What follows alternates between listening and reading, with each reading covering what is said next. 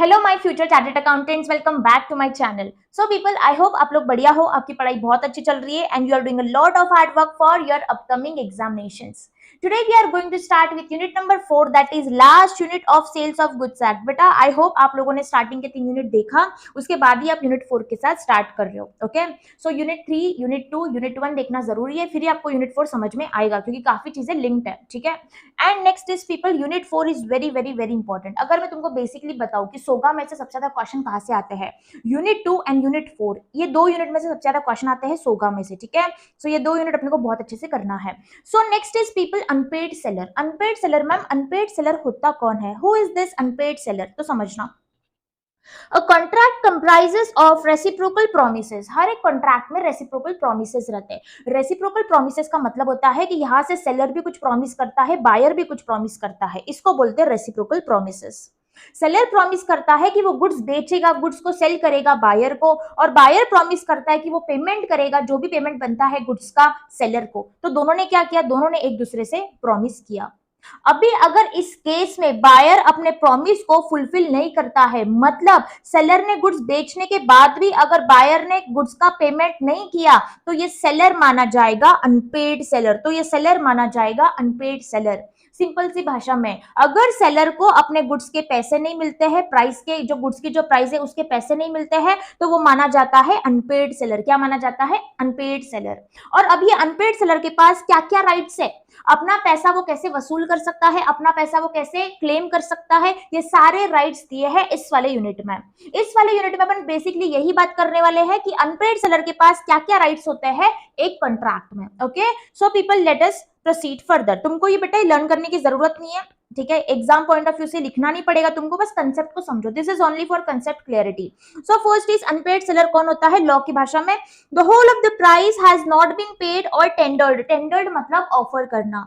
यहाँ पे बायर ने एक तो प्राइस का पेमेंट भी नहीं किया, या फिर उसने ऑफर भी नहीं किया, मतलब उसने ऑफर भी नहीं किया सेलर को कि सेलर मैं तुझे प्राइस का पेमेंट कर दूंगा, वो ऐसा भी नहीं बोल रहा है। अगर उसने प्राइस का पेमेंट भी नहीं किया और ऑफर भी नहीं किया, तो यहाँ पे सेलर माना जाएगा the unpaid seller. Next is when the bill of exchange और other negotiable instrument. Other negotiable instrument का मतलब क्या होता है बेटा? जैसे कि चेक आ जाएगा, प्रॉमिसरी नोट आ जाएगा। Has been received on conditional payment and the condition on which it was received has not been fulfilled by the reason of dishonour, dishonour of instrument otherwise. इसका मतलब सेलर ने bill of exchange दिया था, draw किया था bill of exchange और buyer के पास दिया था, बायर ने बिल ऑफ एक्सचेंज को एक्सेप्टेंस ही नहीं किया। अब मुझे पता, अगर बिल ऑफ एक्सचेंज को एक्सेप्टेंस नहीं कर रहे मतलब सेलर के पास तो पेमेंट ही नहीं आया। ये हो गया फर्स्ट केस। यहाँ पे दिया है अदर निगोशिएबल इंस्ट्रूमेंट, मतलब ये चेक को भी इंक्लूड कर रहे, प्रॉमिसरी नोट को भी कर रहे। एग्जांपल समझ के चलो कि बायर ने क्या किया था बेटा? बायर ने चेक दिया था इस सेलर के पास कि सेलर ये लो चेक और मुझे गुड्स दे दो, और बाद में ये सेलर को समझ में आता है कि यार जो चेक था ये तो डिसऑनर हो गया, बायर के बैंक अकाउंट में सफिशिएंट बैलेंस था ही नहीं, सो चेक इज डिसऑनर्ड। इसका मतलब क्या है? इसका मतलब सेलर को पेमेंट नहीं मिला। तो अपना लॉ बोलना चाहता है, चाहे वो कैश की पेमेंट की बात हो, चाहे वो बिल ऑफ एक्सचेंज या फिर नेगोशिएबल इंस्ट्रूमेंट की पेमेंट की बात हो, अगर ये डिसऑनर हो जाते हैं या फिर कैश नहीं मिलता है, तो सारी केसेस में अनपेड सेलर माना जाएगा। Okay, from exam point of view this is not important for writing, आपको सिर्फ कंसेप्ट समझना है। आ जाओ तुम सीधा यहाँ पे। So rights of the unpaid seller. Unpaid seller के क्या क्या राइट्स है, ये जो चीजें दी है अपन सारी चीजें डिटेल में डिस्कस करने वाले। देखो यहाँ पे फर्स्ट पॉइंट क्या है? लीन का पॉइंट है, second is stoppage in transit, third is resale. अपन इसको ही डिटेल में पढ़ने वाले हैं, एकदम ज्यादा डिटेल में। So let us start with it. So people, first is rights of the unpaid seller against the goods. जो अनपेड सेलर के राइट्स है, गुड्स के अगेंस्ट क्या क्या रह सकते हैं, मतलब गुड्स के अगेंस्ट कौन से राइट को यूज कर सकता है। So people, first is section 47, that is seller's lien. Seller's lien. अभी मैम ये लीन क्या होता है? लीन का मतलब होता है कि सेलर जो गुड्स है वो बायर को ट्रांसफर ही नहीं करेगा, अपने पास ही गुड्स का पोजेशन रखेगा, अपने पास ही गुड्स को रख लेगा, उसको बोलते हैं लीन। अगर बायर गुड्स का पेमेंट नहीं कर रहा है तो सेलर गुड्स को ट्रांसफर ही नहीं करेगा, अपने पास ही वो गुड्स को रखेगा, उसको बोलते लीन। ये इमेज देखो फिर तुमको समझ में आएगा। देखो यहाँ पे सेलर क्या कर रहा है? सेलर, बायर ने यहाँ पे पेमेंट नहीं किया गुड्स का। अगर बायर गुड्स का पेमेंट नहीं कर रहा है तो सेलर क्या कर रहा है? अपने पास ही गुड्स को रख रहा है, अपने पास ही गुड्स को होल्ड कर रहा है। बेटा इसी को बोलते लीन, इसी को बोलते लीन। अपने पास ही गुड्स का पोजेशन रखना, उसको होल्ड करना इज अ लीन। अगर बायर गुड्स का पेमेंट नहीं कर रहा है तो so this is the first right which is given in the act. So people, first is the unpaid seller has a right of lien on the goods for the price while he is in the possession. समझना, ये ये right तभी use कर सकते, very very very important, ये right तभी use कर सकते हैं जब सेलर के पास वो गुड्स का पोजीशन अभी भी है। अगर ये गुड्स का पोजीशन सेलर ने ऑलरेडी ट्रांसफर कर दिया बायर को, तो ये राइट यूज नहीं कर सकते, मतलब लीन का जो राइट है वो यूज नहीं कर सकते। मतलब अपन बायर से गुड्स छीन के नहीं ले सकते, अपना लॉ ये अलाउ नहीं करता। अपना लॉ ये बोलता है क्या तुमने गुड्स को अभी तक ट्रांसफर नहीं किया बायर को, सेलर बोलेगा नहीं मैंने अभी तक नहीं किया। क्या बायर तुमको पेमेंट नहीं दे रहा है, नहीं मुझे बायर पेमेंट नहीं दे रहा है, तो हाँ फिर अपने पास गुड्स को रख लो, तो अपने पास गुड्स को रख लो। लेकिन जैसे ये गुड्स चले जाएंगे बायर के पास, फिर तुम ये राइट को यूज नहीं कर पाएंगे। उसके लिए दूसरे राइट से अपन आगे समझेंगे, धीरे धीरे समझेंगे step wise. First step is, अगर तुम्हारे पास गुड्स है, बायर पेमेंट नहीं कर रहा, अपने पास ही गुड्स को रखो, बायर को मत दो। क्यों? क्योंकि वो पेमेंट नहीं कर रहा है तुमको, right? So until the payment or tender for the price of such goods, it is the right to retain मतलब अपने पास ही रखना, the possession of the goods and refusal to deliver them to the buyer until the price in respect of them is paid or tendered. Okay. Exercise of rights of lien. अभी कौन से cases में लीन का जो right है seller use कर सकता है, कौन से केसेस हो गए? तो बेटा first cases where the goods has been sold without any stipulation of credit. Without any stipulation of credit का मतलब है कैश सेल। अगर कैश सेल था, कैश सेल में क्या होता है बताओ मुझे, रियल लाइफ में कैश सेल में क्या होता है? कैश सेल में क्या होता है? सेलर क्या करता है, गुड्स देता है बायर को और तुरंत ही पेमेंट मांगता है, this is the cash cell, right? अगर बायर तुरंत ही पेमेंट नहीं दे रहा है सेलर को, तो सेलर क्या करेगा, गुड्स अपने पास ही रखेगा। बहुत सिंपल सा लॉजिक था। Second is where the goods has been sold on credit. Credit मतलब उधारी पे। अगर सेलर ने गुड्स उधारी पे सेल किया था, बेचा था, but the terms of the credit has expired. यहाँ पे ये वाले सेलर ने बोला था बायर को कि बायर मुझे अगले 15 दिन में तू क्या करना, गुड्स का पेमेंट कर देना, मुझे अगले 15 दिन में गुड्स का पेमेंट कर देना। जैसे ही तू मुझे गुड्स का पेमेंट कर देगा, मैं तुझे गुड्स ट्रांसफर कर दूंगा, मैं तुझे डिलीवरी दे दूंगा गुड्स की, ऐसा सेलर ने बोला था। 15 दिन हो जाते हैं, एक्सपायरेशन हो जाता है वो ड्यूरेशन का, फिर भी इस केस में बायर ने पेमेंट नहीं किया। अगर बायर ने पेमेंट नहीं किया तो सेलर अपने पास ही उसका पोजेशन रखेगा, अपने पास ही गुड्स को होल्ड करेगा। This is second right. Third is where the buyer becomes insolvent. Insolvent का मतलब होता है पूरी तरह से कंगाल हो जाना।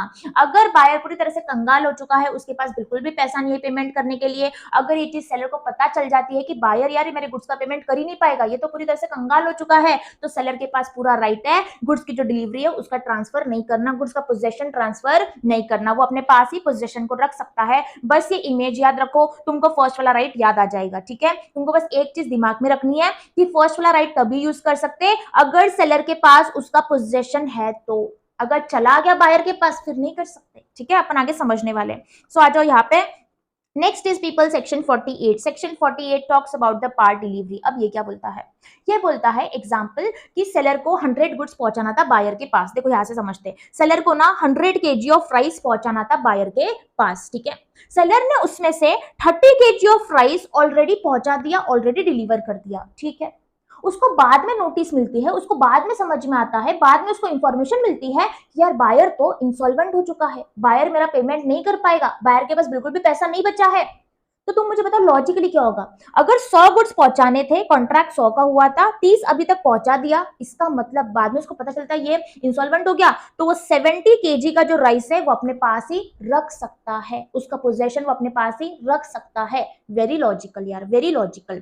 अगर 100 kg का अगर राइस का कॉन्ट्रैक्ट था, 30 kg पहुंचा दिया, तुमको बाद में खबर मिलती है, बाद में इंफॉर्मेशन मिलती है कि यार बायर तो इंसॉल्वेंट हो चुका है, तो क्यों वो सेलर अपने पास नहीं रख पाएगा? वो अपने पास ही रखेगा, क्योंकि उसको पैसा नहीं मिल सकता, उसको पूरा अंदाजा है कि मुझे पैसा नहीं मिलेगा, तो अपने पास ही पोजेशन को रखेगा। सेम रूल बोलता है section 48। Late us understand by the law words. So where the unpaid seller has made a part delivery of the goods, he may exercise his rights of lien on the remainder मतलब बचे हुए goods पे, unless such part delivery has been made under such circumstances as to show an agreement to waive the lien। अगर पहले उसने give up नहीं किया था राइट का, तो वो पूरी तरह से गुड्स अपने पास रख सकता है। ओके।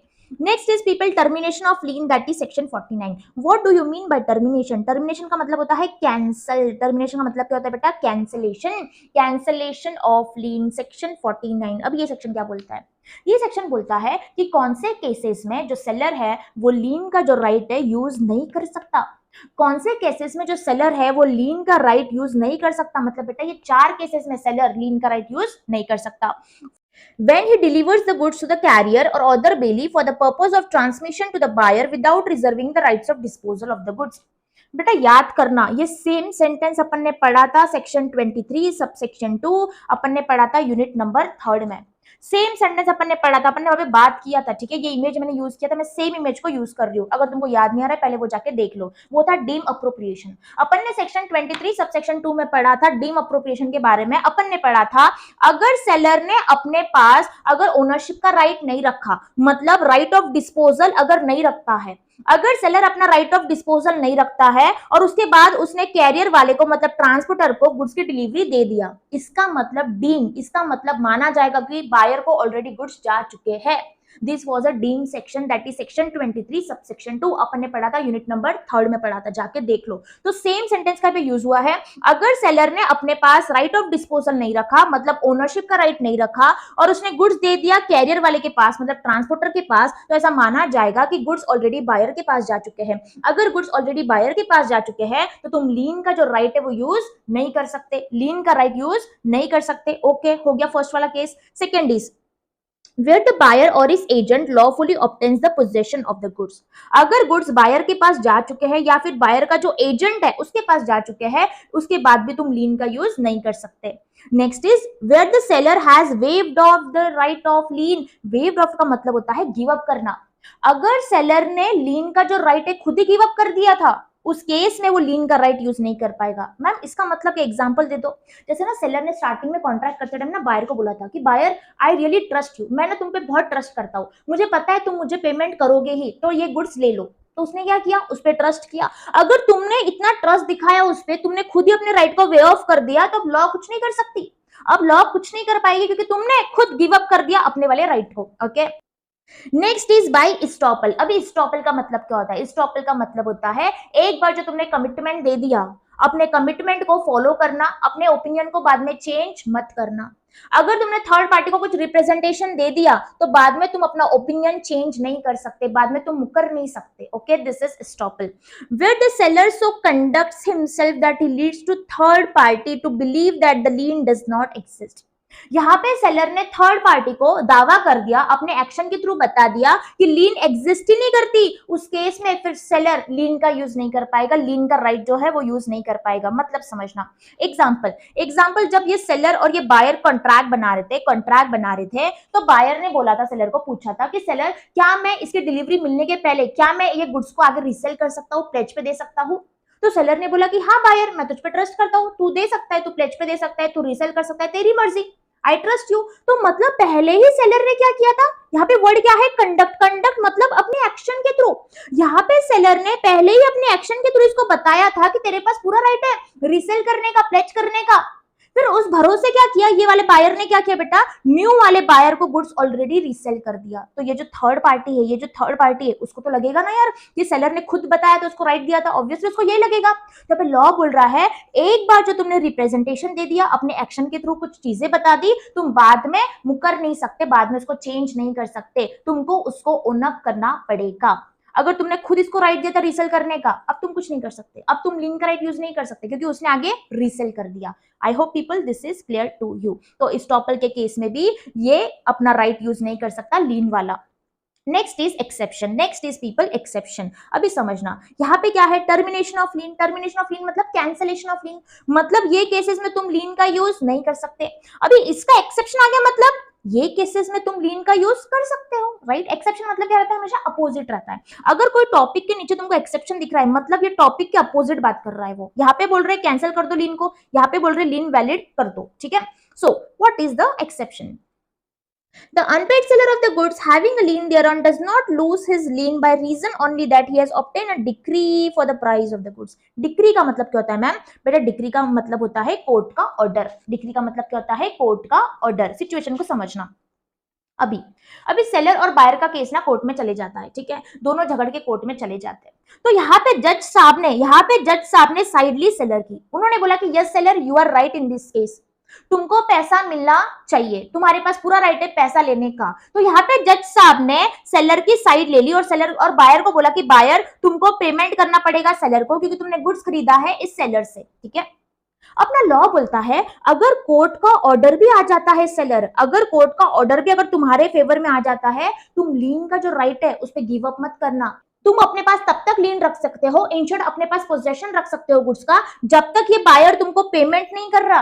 इन शॉर्ट पता है वो क्या बताना चाह रहे हैं? इन शॉर्ट वो बताना चाह रहे हैं कोर्ट के ऑर्डर से कोई फर्क नहीं पड़ता, जब तक तुमको पैसा नहीं मिल रहा सेलर, जब तक तुम्हारे पास पैसा नहीं आ रहा है अपने पास ही गुड्स को रखो, जब तक तुम्हारे पास पेमेंट नहीं आ रहा है अपने पास ही लीन रखो, अपने पास ही गुड्स का पोजीशन रखो, बायर को गुड्स मत देना। This is the case. Okay, I hope this is clear to you. तो यहाँ पे सेम चीज दी है, does not lose his lien by reason that he has obtain a decree. अगर कोर्ट का ऑर्डर भी तुम्हारे फेवर में आ रहा है तो लीन का राइट पे गिव अप मत करना, लीन अपने पास ही रखना, जब तक तुम्हारे पास पेमेंट नहीं आता अपने पास ही गुड्स को रखना। ऐसे अपने को लॉ वार्निंग दे रहा है, सेलर को वार्निंग दे रहा है। ठीक है, I hope people this is clear to you. So we are done with first वाला right, that is section 47, very important right. तो अपन ने इसमें क्या पढ़ा? सबसे पहले अपन ने पढ़ा कि यार अनपेड सेलर का मतलब होता है ऐसा सेलर जिसको पेमेंट ही नहीं मिल रहा। अब बेचारे को पेमेंट नहीं मिल रहा है तो उसके पास कुछ ना कुछ तो राइट्स रहना चाहिए। तो पहला वाला राइट है सेलर्स लीन, मतलब अपने पास ही गुड्स को रखो जब तक तुम्हारे पास पेमेंट नहीं आ रहा, क्योंकि अगर तुमने एक बार गुड्स को ट्रांसफर कर दिया तुम्हारे पैसे डूब जाएंगे, इसलिए यहाँ पे बोला जा रहा है कि अपने पास ही लीन को रखो, गुड्स को रखो। दिस इज फर्स्ट वाला राइट। उसमें बताया गया है फिर तुम कौन से केसेस में लीन को यूज कर सकते हो। फर्स्ट केस इज अगर तुम्हारा कैश सेल है तो, दूसरा केस क्या है अगर तुम्हारा क्रेडिट सेल है तो, तीसरा केस क्या है अगर बायर इंसॉल्वेंट हो गया तो। अगर बायर पूरी तरह से कंगाल हो चुका है तुम लीन का राइट यूज कर सकते हो। नेक्स्ट इज अगर तुमने पार्ट डिलीवरी ऑलरेडी दे दिया, आधे गुड्स ऑलरेडी पहुंचा दिया, कोई बात नहीं, आधे गुड्स तुम अपने पास रख सकते हो जब तक तुमको पेमेंट नहीं मिल रहा है। उसके बाद कौन से केसेस में लीन का यूज नहीं कर सकते? अगर तुमने कैरियर वाले के पास गुड्स को दे दिया, अगर बायर के पास गुड्स आ चुके हैं, अगर तुमने खुद ही गिव अप कर दिया, अगर तुमने थर्ड पार्टी को रिप्रेजेंट कर दिया। हो गए ये चार केसेस। उसके बाद अगर तुम्हारे पास कोर्ट का ऑर्डर भी आता है, कोर्ट का ऑर्डर आता है तुम्हारे फेवर में, फिर भी अपने लीन पे गिव अप मत करना, लीन का राइट अपने पास रखना। जब तक तुम्हारे पास पेमेंट नहीं आता गुड्स को दो ही मत बायर को, ये बोल रहा है ये एक्सेप्शन। ये एक्सेप्शन क्या बोलता है? जब तक तुम्हारे पास पेमेंट नहीं आ रहा गुड्स दो ही मत बायर को। ठीक है, next is people another right, that is right of stoppage in transit, section 50 to 52. let us understand this. right of stoppage in transit, बेटा देखो समझ में आ रहा है वर्डिंग सही। right of stoppage in transit, transit क्या रहता है? ट्रांजिट मतलब रास्ता, ठीक है। स्टॉपेज क्या रहता है? गुड्स को रोकना। मतलब इस केस में ऑलरेडी जो गुड्स है वो ऑलरेडी कैरियर वाले के पास, मतलब ट्रांसपोर्टर के पास जा चुके हैं और अभी वो रास्ते में है, अभी वो रास्ते में है। तुमको फिर समझ में आता है कि तुमको तुम्हारा पेमेंट नहीं मिलने वाला है तो सेलर के पास दूसरा राइट दिया है। देखो लीन तो वो यूज नहीं कर सकता, क्योंकि लीन क्या है? लीन तभी यूज कर सकते हैं जब तुम्हारे पास गुड्स है। अभी गुड्स ऑलरेडी कैरियर वाले के पास जा चुके हैं, देखो कैरियर वाले के पास गुड्स ऑलरेडी जा चुके हैं, अभी वो रास्ते में है, वो रास्ते से जा रहा है।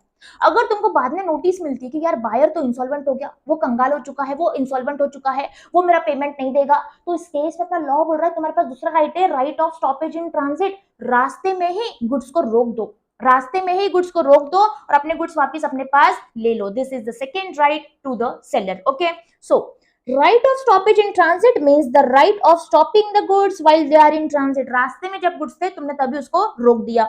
to regain the possession, regain मतलब अपने पास फिर से गुड्स को ले लेना, and to retain them till the full price is paid, जब तक बायर पेमेंट नहीं देगा वो गुड्स को वापस मत देना। ठीक है, when the unpaid seller has parted with the goods, parted मतलब देखो parted क्या रहता है? पार्ट, राइट, मतलब अलग कर देना। अगर सेलर के पास से गुड्स ऑलरेडी जा चुके हैं, किसके पास? कैरियर वाले के पास, मतलब ट्रांसपोर्टर के पास, to the carrier and the buyer has become insolvent. very important point, when the buyer has become insolvent, तुम right of stoppage in transit बस एक ही केस में यूज कर सकते हो, अगर तुमको पता चल जाता है कि बायर इंसॉल्वेंट हो गया।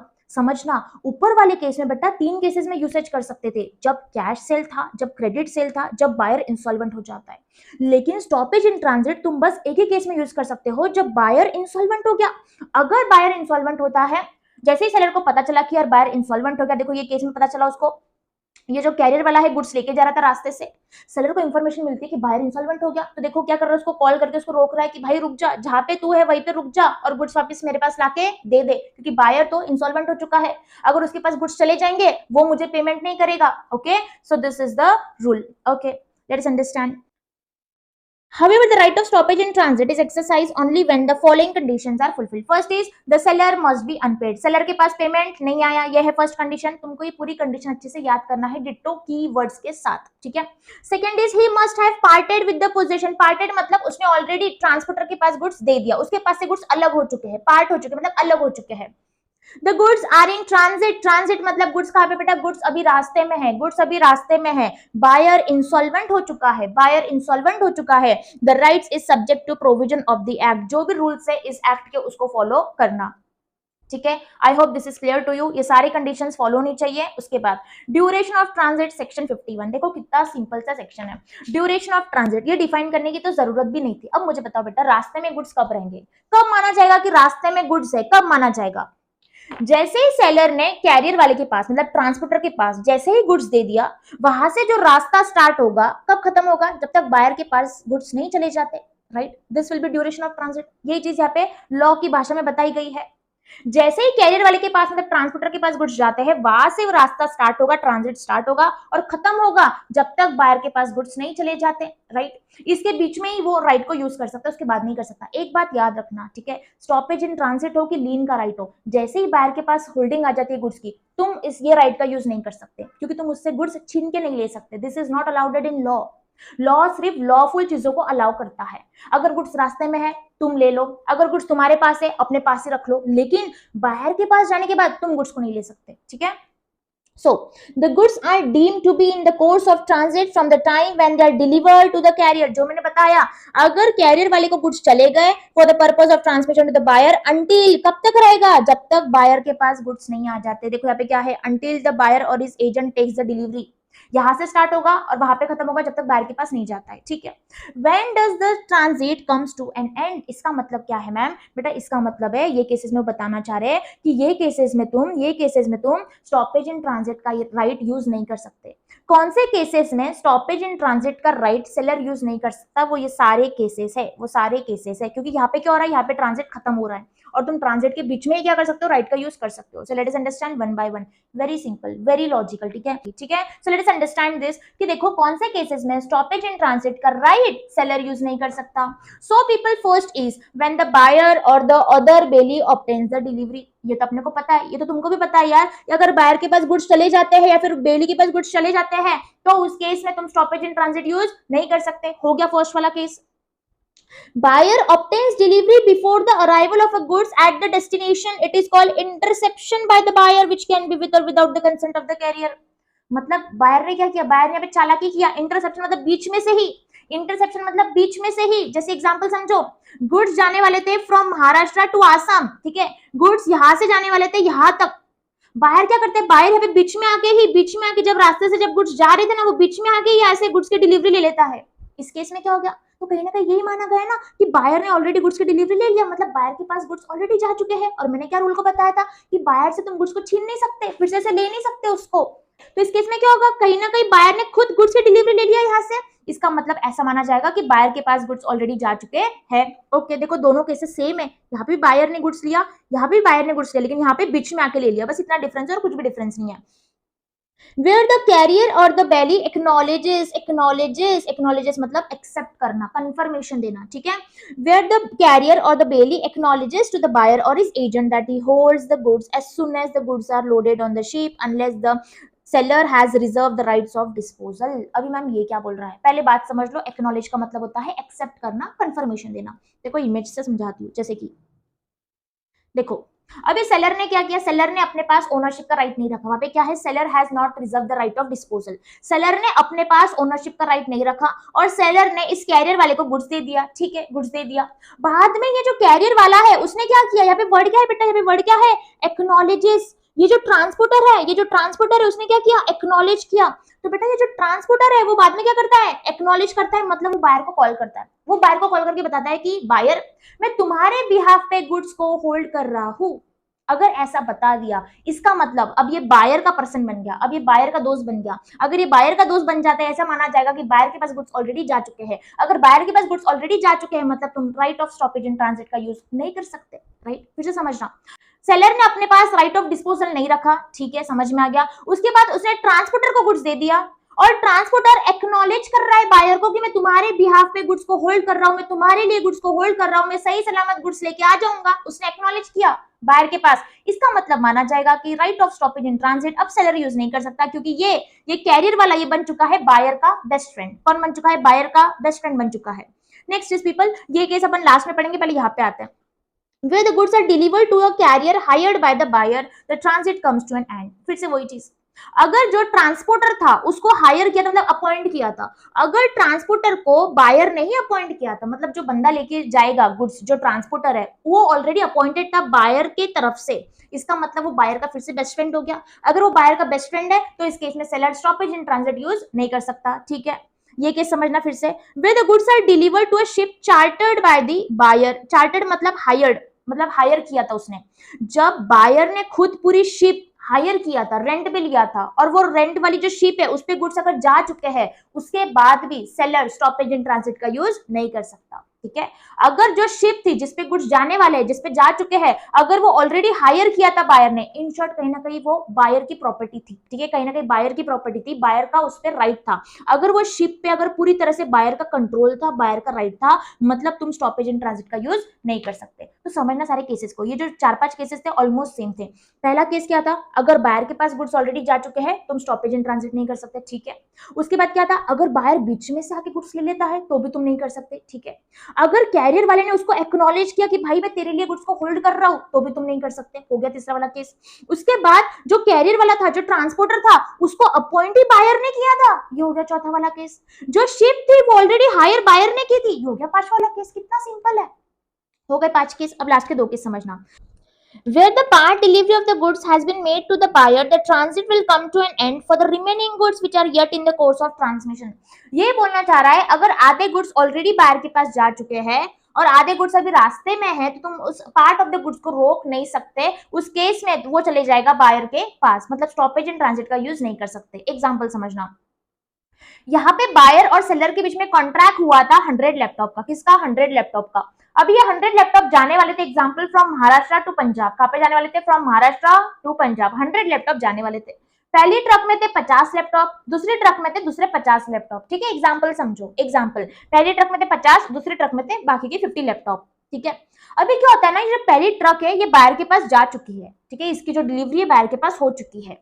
तो अपना लॉ बोलता है जो पार्ट ऑफ द गुड्स है, जो अभी थोड़े रास्ते में है या अभी जाने वाले हैं, थोड़ा सा टाइम है, फर्स्ट ट्रक ऑलरेडी पहुंच चुकी है, दूसरी ट्रक अभी रास्ते में है, तो अपना लॉ बोलता है कि बाकी 50 लैपटॉप पे तुम स्टॉपेज इन ट्रांजिट यूज नहीं कर सकते।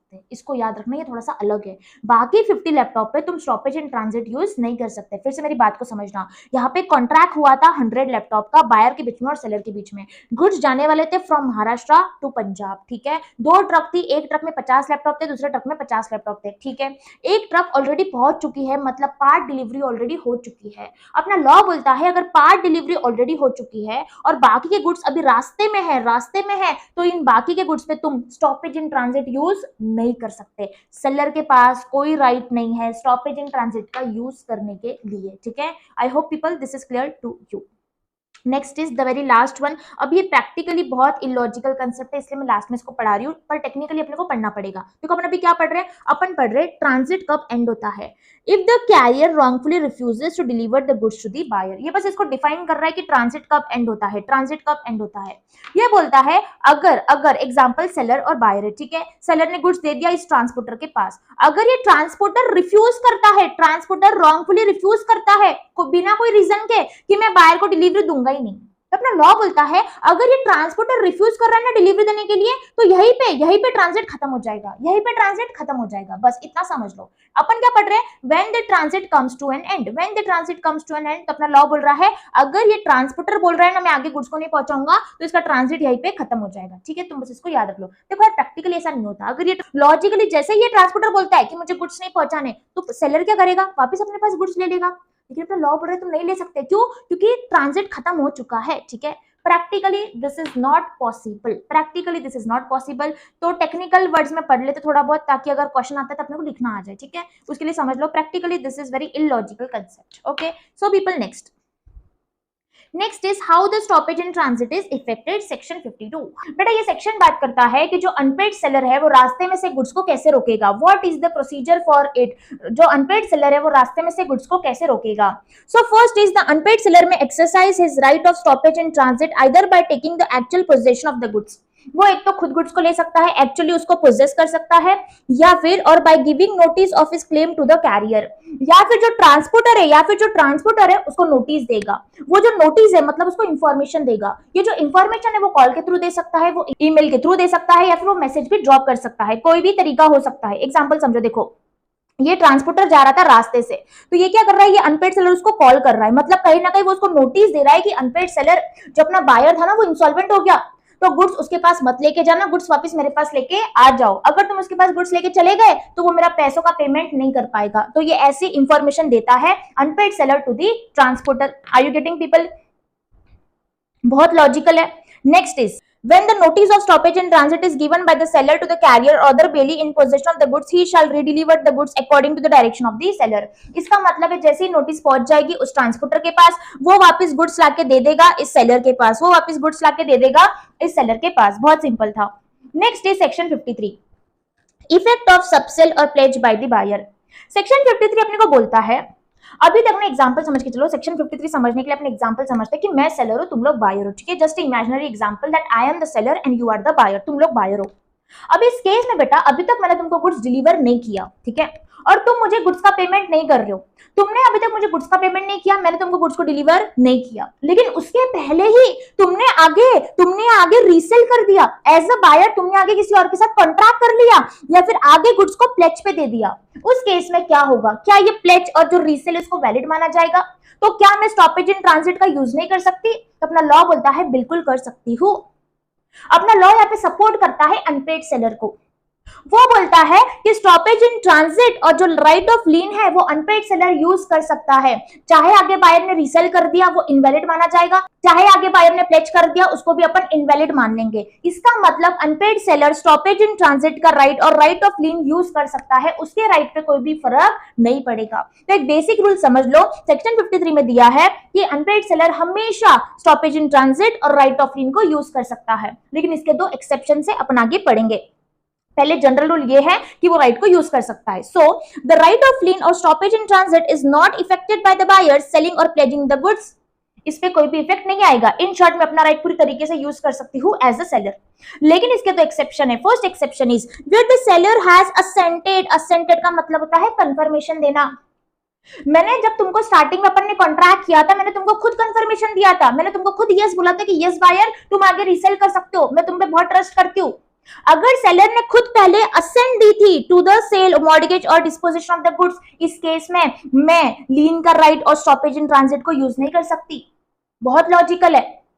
अगर मैंने तुमको खुद कंफर्मेशन दिया था कि तुम आगे रीसेल कर दो, मुझे तुम पे बहुत ट्रस्ट है, तुम आगे प्लेज पे दे दो, मुझे तुम पे बहुत ट्रस्ट है, इसका मतलब गलती मेरी है। मैंने तुमको असेंट दिया था, मैंने तुमको कंफर्मेशन दिया था, इसमें लॉ की तो गलती है ही नहीं, इसलिए आगे एक्सेप्शन में। Next case is people when a document of title of the goods has been transferred to the buyer। अभी दूसरी गलती मैंने क्या करती, मैंने तुमको अभी तक गुड्स ट्रांसफर नहीं किया, डिलीवर नहीं किया, लेकिन उसके पहले मैंने तुमको दे दिया डॉक्यूमेंट ऑफ टाइटल। अभी याद करो यूनिट 1 में अपन ने डिटेल में पढ़ा था, document of title is very powerful document.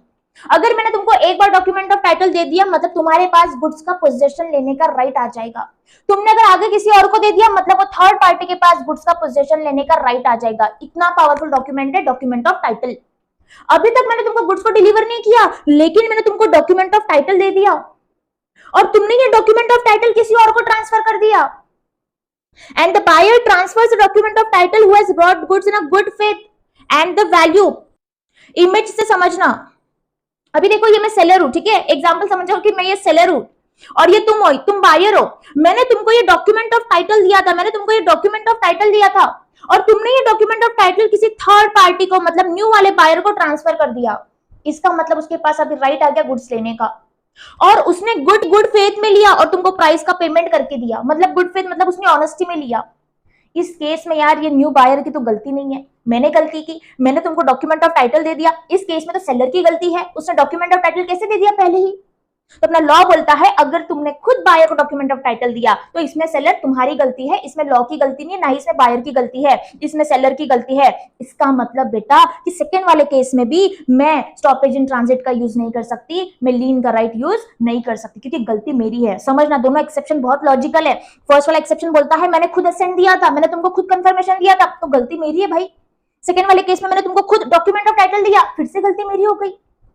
सो अगर मैंने तुमको डॉक्यूमेंट ऑफ टाइटल दिया, चाहे तुमने आगे सेल कर दिया, चाहे तुमने आगे प्लेज कर दिया, दोनों केसेस में मैं अपने राइट को यूज नहीं कर पाऊंगी। सेम चीज दी यहाँ पे, if the last mention transfer is by sale, right of lien and stoppage in transit is defeated, मैं यूज नहीं कर पाऊंगी। और ये वाले पॉइंट में दिया है प्लेज के बारे में, ये वाले पॉइंट में है सेल के बारे में, ये वाले पॉइंट में है प्लेज के बारे में। इन शॉर्ट अगर तुमने आगे प्लेज पे दे दिया उस डॉक्यूमेंट ऑफ टाइटल को, तो भी मैं अपने राइट का यूज नहीं कर पाऊंगी। ठीक है, I hope people this is clear to you. So people once again do remember, general rule ये बोलता है कि मैं हमेशा स्टॉपेज इन ट्रांजिट और राइट ऑफ लीन का यूज कर सकती हूँ, हमेशा कर सकती हूँ। तुमने आगे रीसेल कर दिया, मुझे उससे फर्क नहीं पड़ता। लेकिन बेटा इसके दो एक्सेप्शन है। क्या है? दो एक्सेप्शन है। फर्स्ट एक्सेप्शन ये है, मैंने तुमको खुद कंफर्मेशन दिया था। दूसरा एक्सेप्शन ये है, मैंने तुमको खुद डॉक्यूमेंट ऑफ टाइटल दिया था। दोनों में मेरी गलती है। ठीक है। इफेक्ट ऑफ स्टॉपेज क्या बोलता है? इफेक्ट ऑफ स्टॉपेज बोलता है कि ऐसा मत समझना अगर मैंने रास्ते में गुड्स को रोक दिया या फिर मैंने राइट ऑफ लीन रखा, इसका मतलब कॉन्ट्रैक्ट कैंसिल हो गया। कॉन्ट्रैक्ट कैंसिल नहीं होगा। जब भी बायर पेमेंट करेगा मुझे उसके गुड्स को ट्रांसफर करना पड़ेगा। ठीक है, तो ये सिर्फ एक राइट है, कॉन्ट्रैक्ट को कैंसिल नहीं करता है। ये सिर्फ मुझे प्रोटेक्ट कर रहा है ताकि मुझे मेरा पेमेंट मिल जाए। So the contract of sale is not rescinded, इसका मतलब कॉन्ट्रैक्ट कैंसल नहीं होगा। When the seller exercise his right of stoppage in transit, the contract still remains in force and the buyer can ask for delivery on the payment of price. अगर बायर ने payment कर दिया उसको goods transfer हो जाएंगे। बहुत simple है। Next is people right of resale section 54। अभी इसको समझना। अभी देखो जो लीन वाला जो राइट है, स्टॉपेज इन ट्रांजिट वाला राइट है, उस राइट में ना सेलर अपने पास ही गुड्स को रखता है, लेकिन रीसेल वाले राइट में वो आगे गुड्स को रीसेल कर सकता है। तो ये बहुत वैल्यूएबल राइट है। तो फर्स्ट पैरा में बेसिक सी चीज दी है, देखो, the right of resale is very valuable right given to the unpaid seller in the absence of the right, क्योंकि इस केस में that is the lien and stoppage in transit would not have been of much use because this right is entitled the unpaid seller to retain the goods till the buyer make a payment. इसका मतलब ये बोलना चाहते हैं कि लीन वाले right में और स्टॉपेज इन ट्रांजिट में इतना इंपॉर्टेंट नहीं है, क्योंकि इसमें सिर्फ वो जो सेलर है वो सिर्फ गुड्स को रिटेन करता है, उसको रीसेल नहीं कर सकता, सिर्फ गुड्स को अपने पास रख सकता है। लेकिन जो रीसेल वाला राइट है ये क्या है? बहुत वैल्यूएबल राइट है। बहुत जनरल पैराग्राफ था, लर्न करने की जरूरत नहीं है, सीधा यहाँ पे आ जाओ। ठीक है, सबसे पहले एक बेसिक रूल को समझना कि अगर सेलर को गुड्स आगे रीसेल करना है, उसको सबसे पहले बेटा नोटिस देना पड़ेगा बायर को। This is the responsibility of the seller. अगर सेलर को आगे गुड्स रीसेल करना है तो उसको नोटिस देना पड़ेगा बायर को। Example, I am the seller and you are the buyer, so before reselling the goods I should give a notice to you कि बायर देखो तुम मुझे कब तक पेमेंट कर रहे हो, अगर तुमने मुझे पेमेंट नहीं किया तो मैं आगे गुड्स को रीसेल कर दूंगी। ऐसा इंफॉर्मेशन, ऐसी नोटिस मुझे तुमको बताना पड़ेगा, तभी मैं आगे उसको रीसेल कर सकती हूँ। सो where the goods are of perishable nature. Now people, what is this perishable? Perishable का मतलब होता है गुड्स जो बहुत जल्दी स्पॉइल हो जाते हैं, जो गुड्स बहुत जल्दी डैमेज हो जाते हैं। Example, fruits and vegetables. Fruits and vegetables are perishable goods. अभी थोड़ा लॉजिकली सोचना, लॉ एकदम लॉजिकली बना है, एकदम प्रैक्टिकल तरीके से बना है। अगर गुड्स ऑलरेडी पेरिशेबल नेचर के हैं, जो बहुत जल्दी स्पॉइल हो जाते हैं, क्या मैं तुमको नोटिस देते बैठूंगी? नहीं दूंगी, क्योंकि मैं तुमको इन्फॉर्म करूंगी, उसके बाद तुम सोचोगे, उसके बाद तुम पेमेंट का इंतजाम करोगे, फिर मुझे पेमेंट करोगे, तब तक थोड़ी ना ये गुड्स सही तरीके से प्रॉपर क्वालिटी में रहेंगे, ये तो स्पॉइल हो जाएंगे। तो इसलिए अपना लॉ बोलता है अगर गुड्स पेरिशेबल नेचर के हैं, in such a case the buyer need not to be inform the intention of resale. इसका मतलब नोटिस देने की जरूरत नहीं है, नोटिस देने की जरूरत नहीं है। अगर गुड्स पेरिशेबल गुड्स के हैं, सेलर का और बायर का कॉन्ट्रैक्ट हुआ है, बायर पेमेंट नहीं कर रहा है, मैं सीधा इसको रीसेल कर दूंगी, मैं तुमको इंफॉर्मेशन नहीं दूंगी, मैं तुमको कुछ नोटिस नहीं दूंगी। क्यों? क्योंकि goods are of perishable nature. Next is, अगर नॉर्मल गुड्स है, अदर देन पेरिशेबल गुड्स है, उस केस में क्या होगा? उस केस में सेकंड वाला पैरा जो है दो इसमें डिवाइडेड है। अगर मैंने नोटिस दिया, अभी एग्जांपल समझो, I am the seller and you are the buyer, ठीक है, अगर मैंने तुमको नोटिस दिया तो क्या कॉन्सिक्वेंसेस होंगे, अगर मैंने तुमको नोटिस नहीं दिया तो क्या कॉन्सिक्वेंसेस होंगे। ठीक है, अभी इसको समझना। नॉर्मल गुड्स है, देखो ये boxes, this are normal goods, इसकी बात कर रहे हो अभी। अगर नॉर्मल केस में, नॉर्मल गुड्स के केस में पहले क्या है रिस्पॉन्सिबिलिटी कि सेलर को हमेशा नोटिस देना चाहिए। मैंने तुमको नोटिस दे दिया कि बायर क्या तुम मुझे पेमेंट कर रहे हो, तुरंत पेमेंट करोगे या फिर मैं तुमको एक दिन का दिन देती हूँ, एक दिन में मुझे पेमेंट कर दो। तुमने मुझे एक दिन में पेमेंट नहीं किया, मतलब मैंने तुमको नोटिस तो ऑलरेडी दे दिया था, अब मैं आगे किसी और को रीसेल कर दूंगी क्योंकि मैंने तुमको ऑलरेडी बता दिया था। अगर मैं आगे किसी और को रीसेल करती हूँ, एग्जांपल समझना, जो अपने दोनों का जो कॉन्ट्रैक्ट था, सेलर और बायर का जो कॉन्ट्रैक्ट था, वो कॉन्ट्रैक्ट की प्राइस थी 1 लाख रुपए, ये जो गुड्स थे वो 1 लाख रुपए के थे। ठीक है, जब मैं आगे कोई और न्यू बायर को रीसेल कर रही हूँ, एग्जांपल मैं रीसेल कर रही हूँ मिस्टर छोटू को, ठीक है, मैंने रीसेल किया गुड्स मिस्टर छोटू को। अगर मैंने मिस्टर छोटू को गुड्स रीसेल किया, मिस्टर छोटू ने परचेज किया मुझसे 80,000 में, यार ये तो मेरा नुकसान हो गया। तुमने मुझे पेमेंट नहीं किया, उस वजह से मेरा 20,000 का नुकसान हो गया। देखो, अपना कॉन्ट्रैक्ट हुआ था 1 लाख में, मुझे मिस्टर छोटू को गुड्स सेल करना पड़ा 80,000 में, मेरा 20,000 का नुकसान हो गया। तो क्या ये नुकसान, ये डैमेजेस मैं तुमसे ले सकती हूँ? बिल्कुल ले सकती हूँ, क्योंकि नुकसान तुम्हारे वजह से हुआ है, क्योंकि तुमने मुझे पेमेंट नहीं किया था, राइट? तो सेम चीज यहाँ पे बताई गई है, समझना। देखो, अगर नोटिस देता है सेलर बायर को, so he can recover the difference between the contract price and the resale price. बेटा अपने केस में कॉन्ट्रैक्ट प्राइस कितनी है? 1 लाख, रीसेल प्राइस कितनी है? 80,000।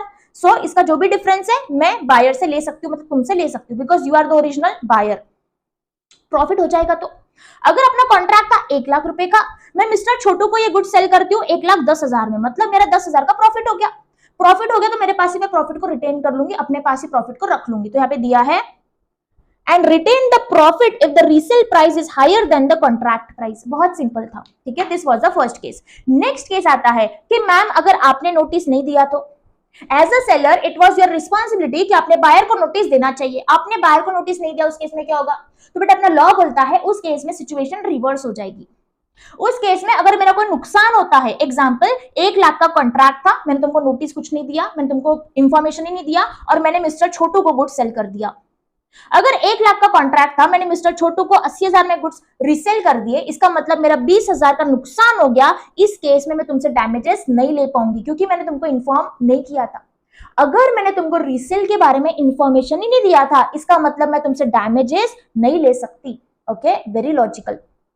नेक्स्ट वाला थोड़ा प्रैक्टिकल लाइफ में थोड़ा कम होता है। नेक्स्ट केस समझना, अगर अपना कॉन्ट्रैक्ट था 1 लाख रुपए का और आगे मैं ये गुड्स रीसेल कर रही हूँ मिस्टर छोटू को 1,10,000 में, अभी तो प्रॉफिट हो गया, अभी तो मुझे 10,000 का प्रॉफिट हो गया और मैंने तुमको रीसेल की नोटिस नहीं दिया था। अपना लॉ बोलता है, टेक्निकली अपना लॉ बोलता है, ये जो 10,000 का प्रॉफिट हुआ ना, तुमको ओरिजिनल बायर, मतलब बेटा ये 10,000 तुमको मिल जाएंगे, because you were the original buyer. तो लॉ बोलता है जो ओरिजिनल बायर था उसको 10,000 दे दो। बट प्रैक्टिकल लाइफ में ऐसा कभी होगा? मैं तुमको कॉल करके बताऊंगी कि मुझे 10,000 का प्रॉफिट हुआ, आके 10,000 ले लो, ऐसा मैं कभी नहीं बताने वाली हूँ। तो समझ लो, लॉ के लिए अपने को समझना है। लॉ ने ये बोला है अगर प्रॉफिट होता है और मैंने तुमको नोटिस नहीं दिया था, मुझे तुमको प्रॉफिट का अमाउंट देना पड़ेगा। प्रैक्टिकल लाइफ में ऐसा नहीं होता है, बट टेक्निकल वर्ड्स में समझ लो।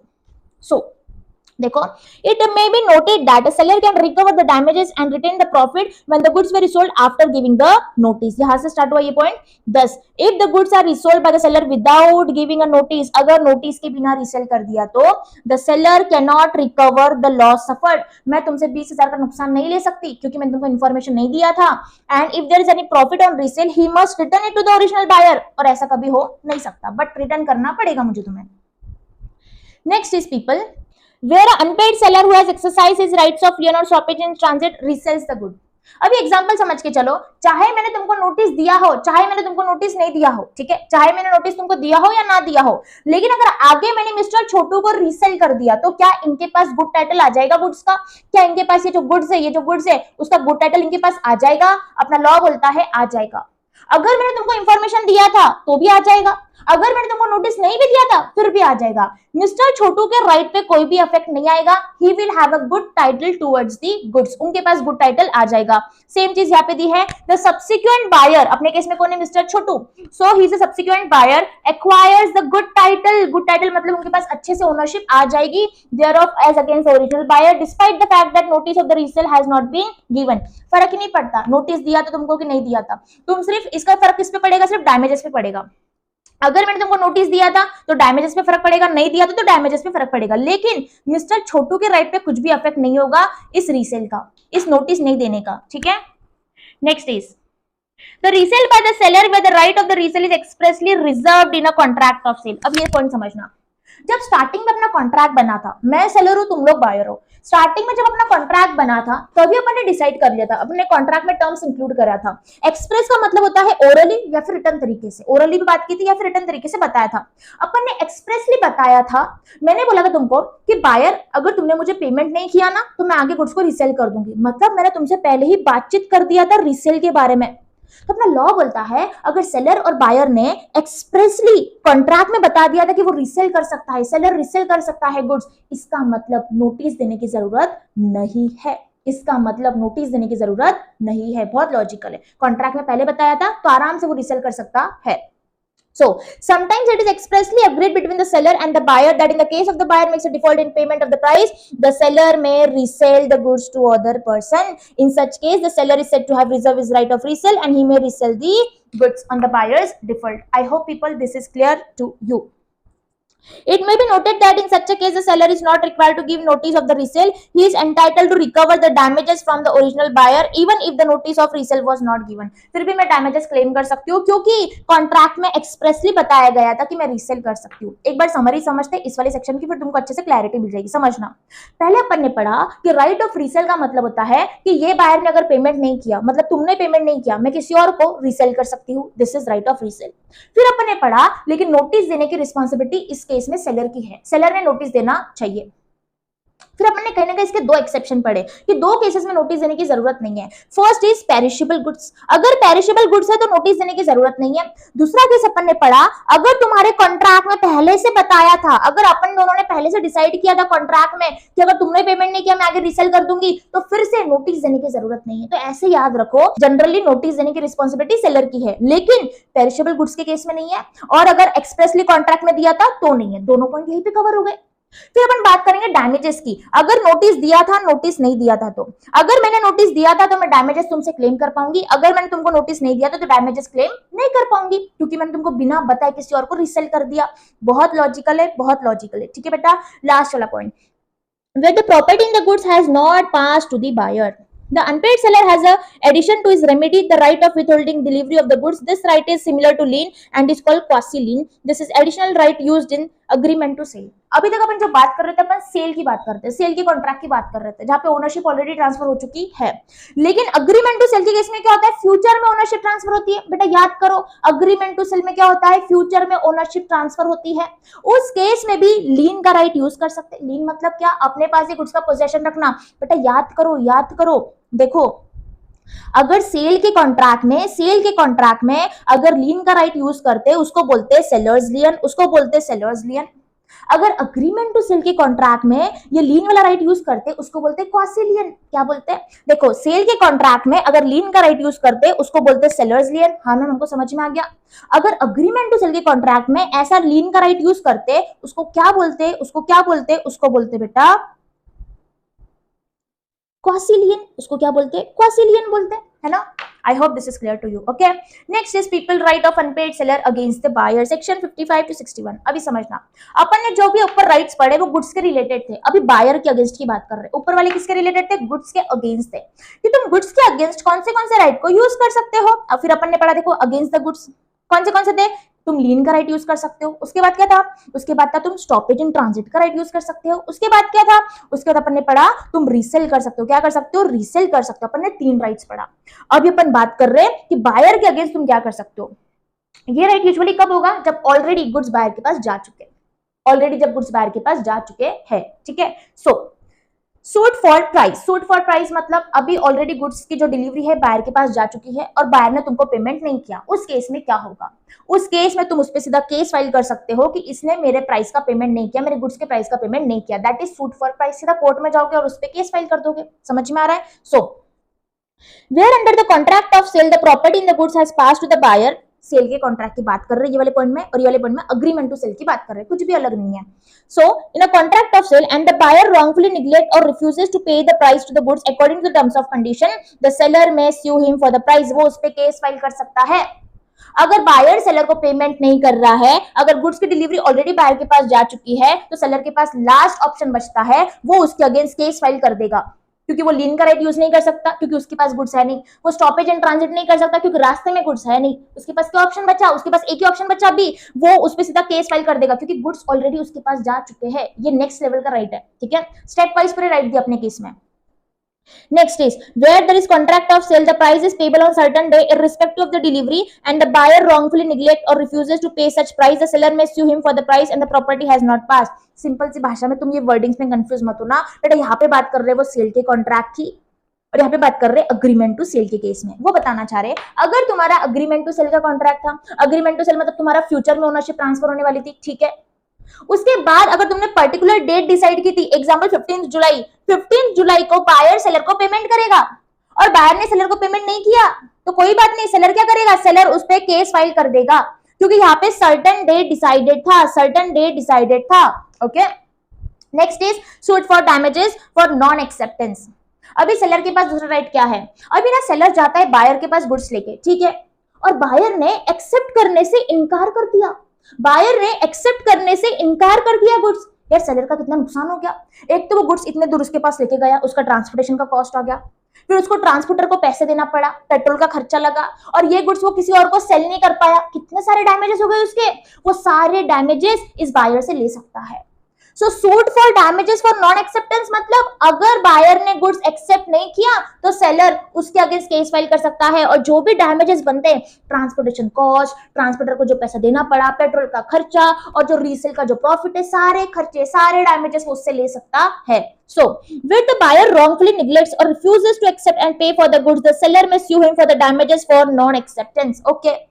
Next is people repudiation of contract before the due date section 60। अब इसको समझना, रेप्यूटेशन का मतलब होता है कैंसिलेशन ऑफ अ कॉन्ट्रैक्ट। अगर यहाँ पे बायर कॉन्ट्रैक्ट को कैंसिल कर रहा है, ठीक है, बायर कॉन्ट्रैक्ट को कैंसिल कर रहा है, वो भी ड्यू डेट के पहले। अभी एग्जांपल समझ के चलो कि उनका डेट डिसाइडेड थी कि कमिंग फ्राइडे के दिन सेलर ना डिलीवरी पहुंचाने वाला था बायर को।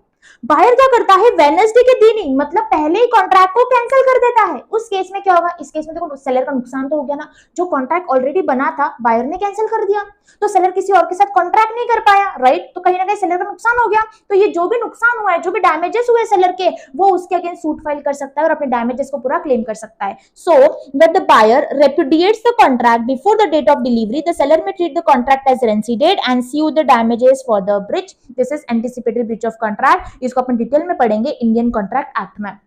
अभी के लिए बस इतना समझो, अगर बायर कॉन्ट्रैक्ट को कैंसिल करता है ड्यू डेट के पहले, तो यहाँ पे सेलर डैमेजेस को क्लेम कर पाएगा, कोर्ट में जाएगा, केस फाइल करेगा और डैमेजेस के लिए अपना जो भी प्राइस बनता है वो उससे मांगेगा। That's it. Next is people suit for interest. Suit मतलब केस फाइल करना, फॉर इंटरेस्ट, फॉर इंटरेस्ट। अभी मैम इसका मतलब क्या है, एग्जाम्पल समझ के चलो, एग्जाम्पल समझ के चलो कि यहाँ पे डिसाइडेड हुआ था, यहाँ पे डिसाइडेड हुआ था कि बायर ना सेलर को 5 अगस्त के दिन पेमेंट करेगा, ठीक है, 5 अगस्त के दिन वो पेमेंट करने वाला था, लेकिन बायर ने 10 अक्टूबर के दिन पेमेंट किया, मतलब उसने लेट पेमेंट किया, राइट, उसने लेट पेमेंट किया। तो ये जो भी उसने लेट पेमेंट किया, उसका जो भी इंटरेस्ट बनता है, अगर बायर वो इंटरेस्ट नहीं दे रहा है सेलर को, तो सेलर कोर्ट में जाके केस फाइल कर सकता है। So interest, suit for interest का मतलब है जो भी इंटरेस्ट बनता है उसके अगेंस्ट वो केस फाइल कर सकता है। Where there is specific agreement between the seller and buyer as to interest on the price of the goods from the date on which payment becomes due, the seller may recover the interest from the buyer. तो seller क्या कर सकता है, buyer से interest ले सकता है। अब एक चीज समझना, इसमें दो चीज थी है, अगर उनके कॉन्ट्रैक्ट में ऑलरेडी इंटरेस्ट का रेट दिया था तो वो इंटरेस्ट के रेट पे इंटरेस्ट का पेमेंट हो जाएगा। अगर इंटरेस्ट का रेट नहीं दिया था तो उस केस में कोर्ट डिसाइड करेगी एकदम फेयर परसेंटेज इंटरेस्ट का जो मार्केट में चल रहा है। अगर स्पेसिफिक अगर इंटरेस्ट का रेट दिया था वो फॉलो हो जाएगा। जैसे इस केस में देखो, इनके कॉन्ट्रैक्ट में दिया था 8%, तो जो बायर है उसको 8% के हिसाब से इंटरेस्ट देना पड़ेगा।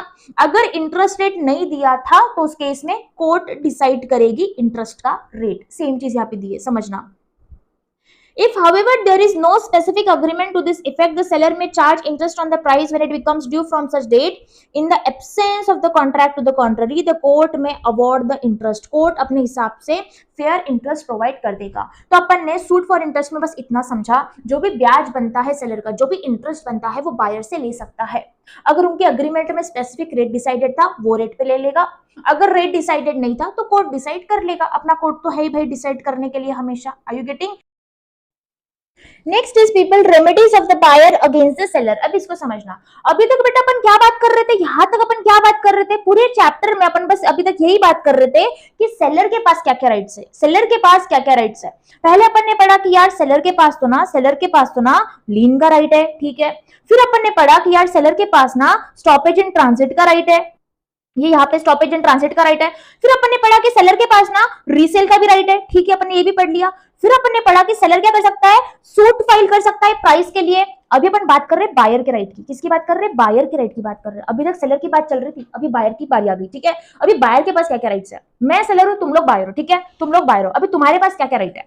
First is damages for non delivery, section 57। सबसे पहले अपनी डेट डिसाइडेड थी कि मैं तुमको कमिंग वेडनेसडे के दिन गुड्स की डिलीवरी पहुंचाने वाली हूं और मैंने गुड्स की डिलीवरी तुम तक नहीं पहुंचाई। उस केस में तुम्हारे पास राइट्स आ जाएगा डैमेजेस क्लेम करने का। जो भी तुम्हारा नुकसान हो जाता है उस केस में तुम उतना डैमेजेस क्लेम कर सकते हो। Where the seller wrongfully neglects or refuses to deliver the goods to the buyer may sue the seller for the damages। Case file कर सकते हो सेलर के अगेंस्ट, ठीक है, अगर सेलर डिलीवरी नहीं पहुंचाता है तो। Suit for specific performance section 58, इसका मतलब क्या है मैम, बेटा समझना। इस केस में मैं सेलर, ठीक है, मैं कॉन्ट्रैक्ट को पूरा नहीं करना चाहती, मैं तुम्हारे साथ कॉन्ट्रैक्ट ही नहीं करना चाहती, ना ही तुमको गुड्स पहुंचाना चाहती, ठीक है। इस केस में फिर बायर क्या करता है, बायर जाएगा कोर्ट के पास, बायर जाता है कोर्ट में और जज साहब को पूरी सिचुएशन बताता है। अगर जज साहब को सही लगता है, अगर कोर्ट को सही लगता है, फिर कोर्ट मुझे ऑर्डर करेगा, मतलब सेलर को ऑर्डर करेगा कि जो भी कॉन्ट्रैक्ट था उसको पूरा करो। This is specific performance. Specifically बस मुझे बोला गया है कि तुझे कॉन्ट्रैक्ट को पूरा करना पड़ेगा, दैट इज स्पेसिफिक परफॉर्मेंस। तो हमेशा समझना स्पेसिफिक परफॉर्मेंस का मतलब होता है बायर जाता है कोर्ट में, कोर्ट ऑर्डर करता है सेलर को कि कॉन्ट्रैक्ट को पूरा करो, तुम कॉन्ट्रैक्ट को कैंसिल नहीं कर सकते। इसकी कुछ कंडीशन अपन समझेंगे। Where the seller commits the breach of contract of sale, the buyer can appeal to the court। जो buyer है वो कोर्ट में जा सकता है। For specific performance, the court can order for specific performance only when the goods are uncertain or specific। समझना condition क्या है। A contract should be for sale of specific or uncertain goods। मतलब goods specific होने चाहिए, ascertain होने चाहिए। बेटा अपन ने इस पे डिटेल में डिस्कशन कर लिया है पहले वाले यूनिट में, ठीक है। स्पेसिफिक मतलब असर्टन मतलब नोन वाले गुड्स होने चाहिए, अननोन गुड्स नहीं होने चाहिए, ठीक है। The power of the court to order the specific performance is subject to provision of Special Relief Act 1963। इसका मतलब स्पेशल रिलीफ एक्ट के अंदर वो केसेस कवर होने चाहिए। देखो स्पेशल रिलीफ एक्ट क्या करता है, स्पेशल केसेस को कवर करता है कि कौन से केसेस में क्या क्या रेमेडीज मिल सकती है, ये बताता है स्पेशल रिलीफ एक्ट। तो जो कोर्ट ऑर्डर कर रही है ना वो स्पेशल रिलीफ एक्ट के अंदर आना चाहिए। तुम बस इतना याद रखो, अपने को अभी स्पेशल रिलीफ एक्ट में डिटेल में नहीं जाना है, अपने सिलेबस में वो है नहीं, अपने को बताया गया है कि स्पेशल रिलीफ एक्ट के अंदर वो तुम्हारा जो केस है ना वो आना चाहिए, ठीक है, आना चाहिए। उसके बाद it empowers the court to order the specific performance when the damages would not be adequate remedy. Okay मतलब अगर डैमेजेस का जो कैलकुलेशन है तुम अगर आसानी से नहीं कर सकते हो, ये तीसरा कंडीशन आ जाएगा। It will be granted as remedy if goods are of special nature or are of unique. Very important condition, अगर तुम्हारे गुड्स स्पेशल नेचर के हैं, एकदम रेयर गुड्स है, उस केस में तुमको मिलेगा स्पेसिफिक परफॉर्मेंस। समझना एग्जांपल, ये क्लॉक, बेटा ये क्लॉक मैं ना सेलर हूं, मैं ये क्लॉक को सेल करने वाली थी तुमको, तुम बायर हो मैं सेलर हूं, ठीक है। ये क्लॉक मैं तुमको सेल करने वाली थी, ये क्लॉक ना बहुत स्पेशल है, पूरे इंडिया में तुमको ऐसी क्लॉक नहीं मिलेगी। ये इसकी जो डिजाइन है ना प्योर गोल्ड से बनी है, प्योर गोल्ड से इसकी डिजाइन बनी है, ठीक है। एकदम रेयर गुड्स हो गई यार ये तो। देखो ये कंडीशन सेटिस्फाई हो गई। यहाँ पे कंडीशन क्या थी, goods are of special nature, अपने केस में आ गया, एकदम रेयर वाले गुड्स, एकदम रेयर वाली क्लॉक है ये, और एडिक्वेटली तुम कैलकुलेट नहीं कर पा रहे हो। अब ये जो क्लॉक है इसके डैमेजेस आसानी से कैलकुलेट करना इतना पॉसिबल नहीं है, बहुत कॉम्प्लेक्स गुड्स है ये, मतलब इसका कैलकुलेशन ठीक से नहीं हो पा रहा। दूसरी कंडीशन सेटिस्फाई हो गई। ये स्पेशल रिलीफ एक्ट के अंदर आना चाहिए, ठीक है, ये थर्ड कंडीशन हो गई। और ये असर्टन और स्पेसिफिक गुड्स होना चाहिए। यार ये तो है स्पेसिफिक गुड्स है ये, तुम क्या मांग रहे हो, तुम मुझे सीधा ये गुड्स मांग रहे हो, मतलब ये स्पेसिफिक नेचर का हो गया, मतलब चारों कंडीशन सेटिस्फाई हो गई। तो कोर्ट मुझे ऑर्डर कर सकता है, सेलर को ऑर्डर कर सकता है कि तुझे ये क्लॉक सेल करना ही पड़ेगा इस बायर को। Okay, I hope people this is clear to you. Next is suit for breach of warranty section 59. Now people we discussed in unit number 2 breach of condition, breach of warranty. Detail में समझा था अपन ने। Breach of condition के case में contract cancel हो जाता है ma'am, और ब्रीच ऑफ वारंटी के केस में डैमेजेस मिल जाते हैं, राइट। अपन ने ब्रीच ऑफ वारंटी के केसेस भी देखे थे। ब्रीच ऑफ वारंटी के कुछ केसेस थे, जैसे कि अगर यूसेज ऑफ ट्रेड के हिसाब से अगर क्वालिटी नहीं है गुड्स की तो उस केस में क्या होगा, डैमेजेस मिल जाएंगे। अनडिस्टर्ब पोजेशन दूसरा केस था। तीसरा था एनकम्बरेंसेस, याद करो ये सारे केसेस थे ब्रीच ऑफ वारंटी के। इस केस में अपना लॉ बोलता है अगर सेलर प्रॉपर क्वालिटी के गुड्स नहीं देता है as per the usage of trade, तो बायर के पास राइट आ जाएगा डैमेजेस क्लेम करने का। तुम मुझसे डैमेजेस क्लेम कर सकते हो। अगर मैं तुमको डैमेजेस नहीं दे रही हूँ तो, अगर मैं तुमको डैमेजेस नहीं दे रही हूँ ना, तुम कोर्ट में जाके सूट फाइल कर सकते हो for this breach of warranty, for this breach of warranty, ठीक है। अगर तुमको ब्रीच ऑफ वारंटी बेटा याद नहीं आ रहा है, जाओ यूनिट नंबर 2 में टाइम स्टैम्प भी मैंने प्रोवाइड किया है, वहां पे जाके देख लो, एकदम डिटेल में समझाया। अभी ये यूनिट में मैं तुमको उसका डिटेल नहीं बता सकती, ठीक है, it is not possible. So, where there is breach of warranty on the part of the seller or where the buyer elects to treat the breach of condition as warranty, the buyer is not entitled to reject the goods only on the basis of such breach। वो contract को cancel नहीं कर सकता, ये अपने को सबको पता है कि ब्रीच ऑफ कंडीशन में कॉन्ट्रैक्ट कैंसिल हो सकता है, ब्रीच ऑफ वारंटी में नहीं हो सकता। तो सेम चीज बोल रहे वो, the buyer is not entitled to reject the goods, क्योंकि यहाँ पे डैमेजेस मिलेंगे, right. But he may set up against the seller the breach of warranty in diminution or extinction of the price or sue the seller for damages for the breach of warranty। इसका मतलब क्या होता है diminishing का, इसका मतलब मैंने जो तुमको गुड्स दिया, मैं सेलर हूं तुम लोग बायर हो, मैंने तुमको गुड्स इतनी घटिया क्वालिटी के दिए, इतनी घटिया क्वालिटी के दिए कि उसकी प्राइस डिक्रीज हो चुकी है पूरी तरीके से। अगर उसकी प्राइस अगर इतनी कम हो चुकी है, उसकी क्वालिटी पूरी तरीके से डैमेज हो चुकी है, तो जितना भी डैमेजेस बनता है तुम मुझसे मांग सकते हो। मैं नहीं दे रही हूँ तो मेरे अगेंस्ट केस फाइल कर सकते हो। सूट मतलब क्या रहता है, केस फाइल कर सकते हो।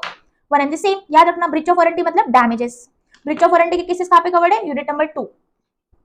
Next is people, repudiation of contract before the due date और सूट फॉर इंटरेस्ट। ये दोनों पॉइंट अपन ने पढ़ा है, कहाँ पे पढ़ा था, देखो यहाँ पे सेम पॉइंट यहाँ पे भी कवर्ड है, सेम पॉइंट यहाँ पे कवर्ड है। ये देखो, repudiation of contract before the due date, suit for interest, दोनों इसमें भी कवर्ड है।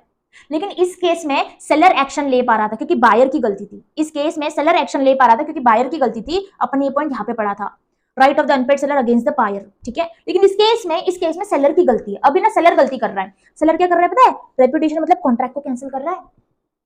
तुम्हारा और मेरा कॉन्ट्रैक्ट हुआ था 5 अगस्त के दिन मैं तुमको गुड्स को पहुंचाने वाली थी, डिलीवर करने वाली थी। लेकिन 3 अगस्त को 2 दिन पहले मैं तुमको कॉल करती हूँ और मैं तुमको बताती हूँ कि सॉरी बायर, मैं कॉन्ट्रैक्ट को पूरा नहीं कर सकती, मैं तुमको गुड्स की डिलीवरी नहीं पहुंचा सकती। मुझे बताओ क्या इसमें तुम्हारा नुकसान हुआ यार? तुम्हारा नुकसान हुआ इस केस में बायर का नुकसान हुआ। तो इस केस में अगर बायर का नुकसान होता है तो बायर डैमेजेस क्लेम कर पाएगा। अगर बायर को डैमेजेस में नहीं दे रही हो तो बायर कोर्ट में जाएगा और मेरे अगेंस्ट केस फाइल करेगा। Simple. Where either party to the contract of sale repudiates the contract before the due date of the delivery, the other may either treat the contract as subsisting and wait till the date of delivery, or he may treat the contract as reinstated and sue for damages. बेटा ये point तुम detail में पढ़ोगे contract act में, ठीक है। Contract act में बताया गया है दूसरी पार्टी कैसे करती है, बट समझना भी शॉर्ट में बताती हूँ, ठीक है।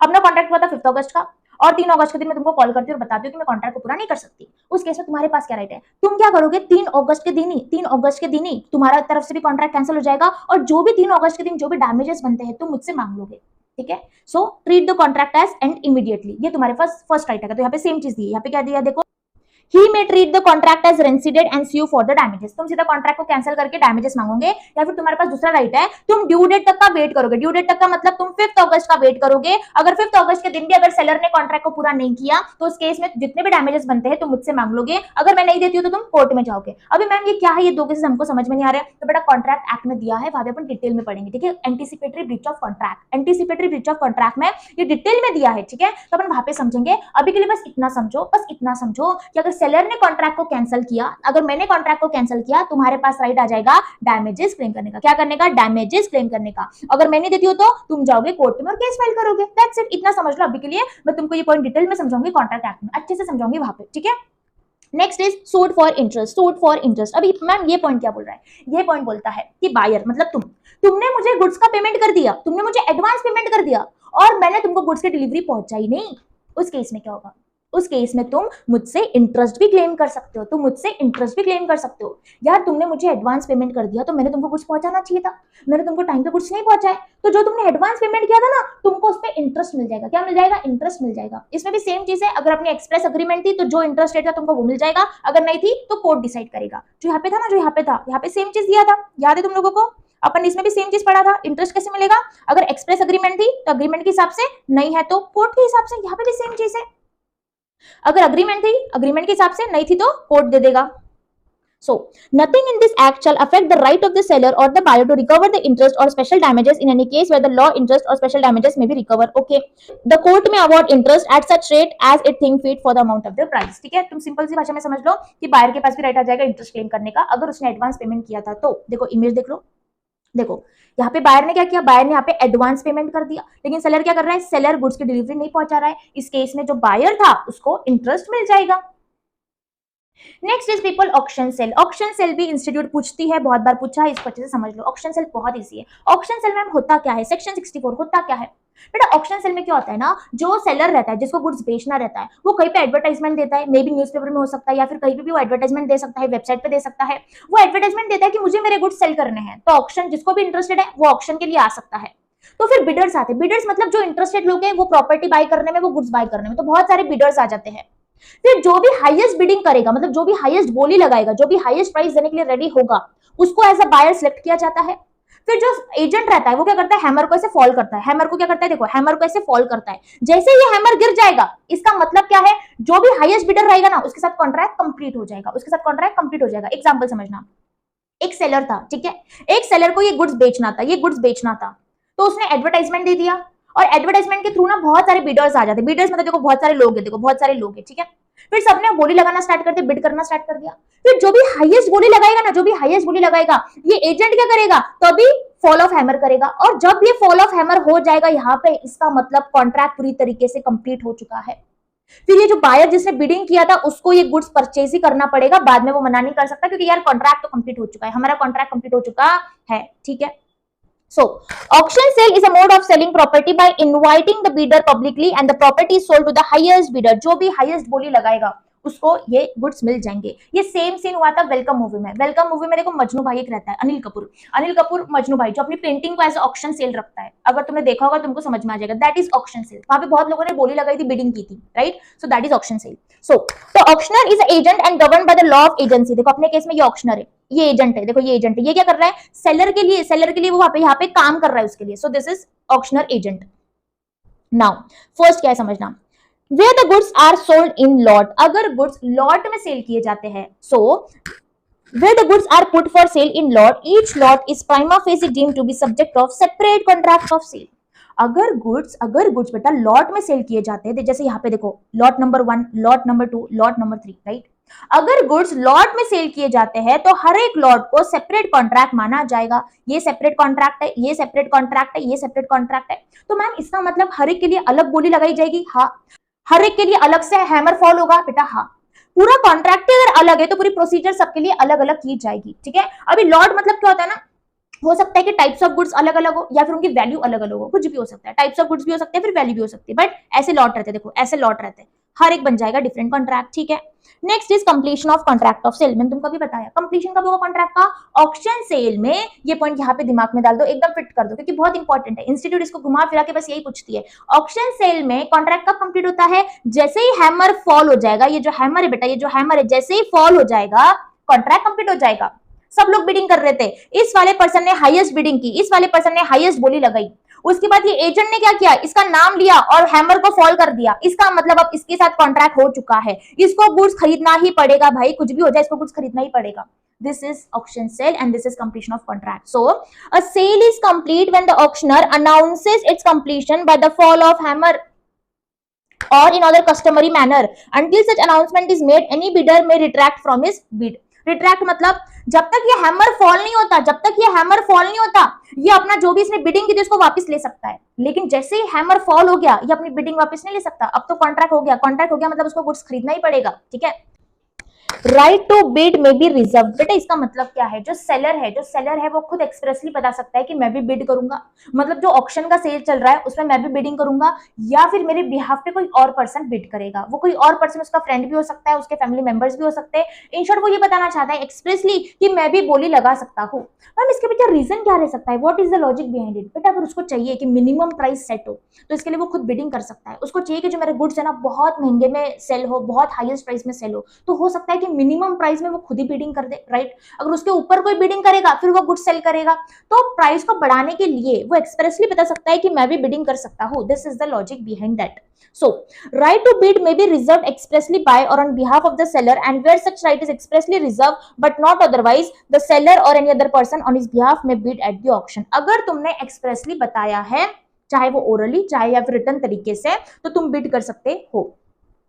Where the sale is not notified by the seller, लेकिन अगर तुमने नहीं बताया था पब्लिक को कि मैं भी बिड करने वाला हूं और तुमने क्या किया, कोई और पर्सन के थ्रू तुमने बिडिंग कर दिया, अपनी प्राइस को बढ़ाने के लिए तुमने बिडिंग कर दिया या फिर किसी और के थ्रू बिडिंग करवा दिया, उसका मतलब क्या होगा? उसका मतलब ये होगा कि तुमने बायर के साथ धोखा किया। अगर तुमने बायर के साथ फ्रॉड किया, इसका मतलब उसके पास राइट आ जाएगा, वो कॉन्ट्रैक्ट को कैंसिल भी कर सकता है। So, where the sale is not notified to the subject to the right to bid on behalf of the seller, it shall not be lawful for the seller to bid himself. ये सही नहीं रहेगा, ये सही नहीं है कि तुम बिड कर सकते हो अगर तुमने लोगों को नोटिफाई नहीं किया था तो। To employ any person to bid on such sale or for the auctioneer knowingly to take any bid from the seller or any other person, any such sale contravening this rule may be treated as fraudulent. Simple सी भाषा में, अगर seller ने नहीं बताया था कि मैं बिडिंग करने वाला हूं या फिर मेरे बिहाफ पे कोई और बिडिंग करेगा और उसने बिडिंग कर दिया, बोली लगा दिया, तो ये फ्रॉड माना जाएगा, ये बायर के बिहाफ पे फ्रॉड माना जाएगा और बायर कॉन्ट्रैक्ट को कैंसिल भी कर सकता है। रिजर्व प्राइस, द सेल में be notified to the subject to the reserve और अपसेट प्राइस। इसका मतलब है मिनिमम प्राइस, जो मिनिमम प्राइस रहती है वो भी एक सेलर बता सकता है कि मेरे गुड्स की मिनिमम प्राइस तो इतनी होनी चाहिए, 50,000 तो मिनिमम प्राइस होनी चाहिए। सो ऐसा भी हो सकता है, ये भी राइट है कि सेलर मिनिमम प्राइस सेट कर सकता है। वो मिनिमम प्राइस बता देगा कि मुझे मेरे गुड्स की मिनिमम 50,000 प्राइस चाहिए, फिर उसके ऊपर बीडिंग होगी, उसके ऊपर प्राइस डिसाइड की जाएगी। प्रिटेंडेड बिडिंग, प्रिटेंडेड मतलब फेक, प्रिटेंडेड का मतलब क्या है, फेक। अगर अगर यहाँ पे सेलर या फिर उसके बिहाफ पे कोई फेक बिडिंग कर रहा था बस प्राइस को बढ़ाने के लिए, अगर इसे बाद में बायर को पता चलता है तो कॉन्ट्रैक्ट वॉइडेबल हो जाएगा। कॉन्ट्रैक्ट वॉइडेबल का मतलब यही है कि बायर डिसाइड करेगा कॉन्ट्रैक्ट वैलिड रखना या फिर कॉन्ट्रैक्ट को कैंसिल करना, वो कॉन्ट्रैक्ट को कैंसिल भी कर सकता है। प्रिटेंडेड मतलब फेक, अगर इस केस में सेलर ने या फिर सेलर के बिहाफ पे कोई और पर्सन फेक बिडिंग कर रहा था, बस प्राइस को बढ़ाने के लिए बस बिडिंग किए जा रहा था, हाई बिडिंग किए जा रहा था, so this will be wrong and in that case buyer के पास ऑप्शन रहेगा कॉन्ट्रैक्ट को कैंसिल करने का। If the seller makes use of pretended bidding to raise the price, the sale is voidable at the option of the buyer, buyer contract को cancel कर सकता है। Last point is inclusion of increase or decrease taxes in the contract of sale. Where after a contract has been made, मतलब contract बन चुका है, मैं seller हूं तुम बायर हो, अपना कॉन्ट्रैक्ट बन चुका है, but before it has been perform, लेकिन अभी तक कॉन्ट्रैक्ट पूरा नहीं हुआ। ऐसा हो सकता है कि मेरी तरफ से गुड्स की डिलीवरी बाकी है, या फिर ऐसा हो सकता है कि तुम्हारी तरफ से पेमेंट करना बाकी है। समझना, कॉन्ट्रैक्ट हो चुका है लेकिन गुड्स की डिलीवरी पेंडिंग हो सकती है या फिर उसका पेमेंट पेंडिंग है। अगर ऐसा परफॉर्मेंस अभी तक बाकी है, उस केस में कॉन्ट्रैक्ट बनने के बाद लेकिन परफॉर्म होने के पहले अगर टैक्सेस इंक्रीज हो जाते हैं, तो बेटा बहुत बार होता है टैक्सेस इंक्रीज होते रहते हैं। अगर कोई भी custom duty, excise duty, cell purchase पे जो भी टैक्सेस रहते हैं, अगर वो इंक्रीज हो जाते हैं या फिर डिक्रीज हो जाते हैं, उसका इंपैक्ट क्या आएगा, तो अपना लॉ बोलता है अगर तुम्हारी कोई अग्रीमेंट एज सच नहीं बनी थी, अगर तुम्हारी एज सच कोई अग्रीमेंट नहीं बनी थी, अगर टैक्सेस इंक्रीज हो जाते हैं तो बायर को ज्यादा टैक्सेस का पेमेंट करना पड़ेगा।